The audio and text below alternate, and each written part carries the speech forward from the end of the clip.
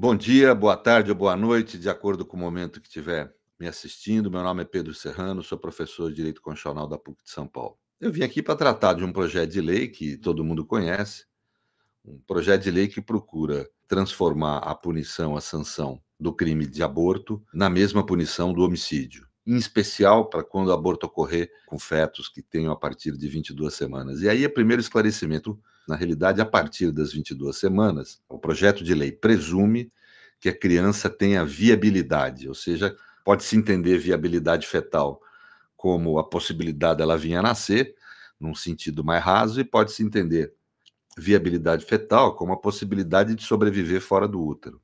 Então, existe aí um certo sentido vago na expressão, que é natural isso ocorrer, pode até ser que na técnica científica tenha mais precisão, mas quando é transportado para dentro da ordem jurídica, a ordem jurídica se produz em linguagem natural, então é normal ocasionar vaguidade de sentido nessas situações. Mas, de qualquer forma, o que se observa é que é possível, sim, por esse projeto de lei, vamos dizer, se punir com pena de homicídio quem praticou o aborto com fetos com menos de 22 semanas, né?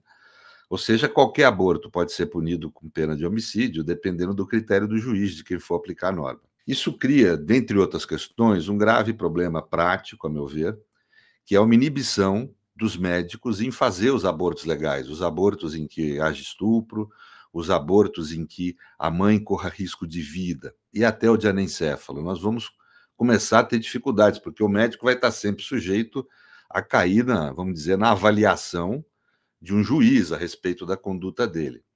De se destacar aí, com um tom crítico, evidentemente, o comportamento do Conselho Federal de Medicina, que tanto falou em autonomia médica quando do Covid, para poder receitar remédios que se sabia que não funcionavam, como cloroquina, ou para poder contra-recomendar a vacina, ou seja, uma defesa da autonomia médica muito radical. E agora não se fala nada, o CFM está quieto em relação à autonomia médica para poder decidir, sem nenhum tipo de constrangimento ou juízo posterior, se é o caso de enquadrar ou não aquela situação em risco de vida da mãe, etc. e tal. Mas, de qualquer forma, é isso, nós vamos provavelmente ter uma grande inibição dos médicos em praticar os chamados abortos legais ou interrupções da gravidez legais previstas em lei. E isso, obviamente, vai recair a conta maior sobre as mulheres pobres. As mulheres de classe média e rica realizam aborto a cutil e a sem fim, em qualquer situação. Qualquer bairro de São Paulo tem uma clínica ilegal de aborto, que pratica ilegalmente o aborto, e a classe média, etc., pratica aborto dessa forma. Muitos desses homens de bens, moralistas, que estão aí pregando contra as mulheres, na realidade, quando suas amantes engravidam, vão praticar aborto nessas clínicas.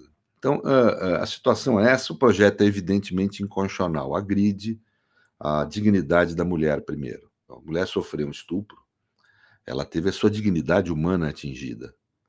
Ela tem o direito a interromper a gravidez em qualquer tempo. Em geral, essa situação de gravidez acima de 22 semanas ocorre porque, primeiro, a mulher estuprada, 70% dos casos tem até 14 anos de idade, ou seja, o estupro implica pedofilia. Desses 70%, cerca de 40 e poucos por cento, acho que 44, se eu não me engano, são feitas pelo pai ou padrasto. Ou seja, implica em práticas muito nocivas, né? E que, obviamente, a criança não sabe como reagir. Às vezes não sabe nem que está grávida. Quando vai procurar o médico, já está com 22 semanas, né? Essa é a realidade. Ou seja, há uma imensa falta de empatia nesse projeto com as nossas crianças meninas. É de uma insensibilidade com quem é fraco, com quem está numa situação de hipossuficiência que é incrível, né? Mas, de qualquer forma, impedir a mulher de realizar um aborto quando ela é estuprada atinge imediatamente a sua dignidade humana, portanto, é inconstitucional já de plano. O segundo elemento é porque procura equiparar a sanção do aborto a de homicídio, algo que não há no mundo civilizado. O mundo civilizado não trata assim. Mas por que não trata assim? Porque nos países em que se sanciona o aborto, em que se pune o aborto, como é o caso do Brasil, a razão jurídica, o bem jurídico protegido por esse delito é a possibilidade de vir a viver, é a potencialidade de vida, não é uma vida concreta.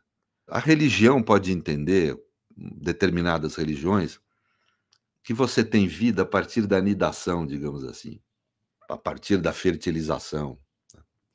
Mas o direito não entende assim. O direito que entende que é a vida quando a pessoa respira. Isso é fundamental, por exemplo, para o direito de sucessões. Há um exame que se faz para verificar se o feto que nasceu morto, ele realmente nasceu morto ou se ele respirou. Porque todo o caminho de sucessões, de inventário, etc., muda se ele respirou. Porque daí ele teve vida, logo depois morreu, então, portanto, a mãe tem direito a uma herança, o pai tem direito a uma herança dele. Agora, se ele já nasce sem respirar, aí ele não chegou a ter vida, ter direito à vida. Quer dizer, o direito à vida, ele nasce como plenitude, é com o nascimento com vida, como se fala. Ou seja, com a primeira respiração. É assim que o direito entende. Antes disso, há uma proteção que o direito penal estabelece, a potencialidade de vida, a possibilidade de vir a viver, né? E isso não pode se equiparar à vida pronta, à vida inteira, à vida adquirida, ao direito à vida íntegro, que é o que ocorre depois com o nascimento com vida. Portanto, não tem sentido jurídico nenhum equiparar a pena do aborto à pena do homicídio, a não ser por uma razão religiosa, o que é vedado pela ordem jurídica. Num Estado laico, normas jurídicas não podem ser produzidas apenas por razões religiosas. Esse é o entendimento laico a respeito do que é vida e direito à vida. O conceito filosófico é outro, o conceito biológico pode ser outro, o conceito religioso pode ser outro. O conceito jurídico é esse. Eu agradeço muito a atenção de todos. Esse projeto é inconstitucional, né? Eu espero que o parlamento o rejeite de plano, não submeta à votação. Vamos ver o que vai acontecer. Muito obrigado.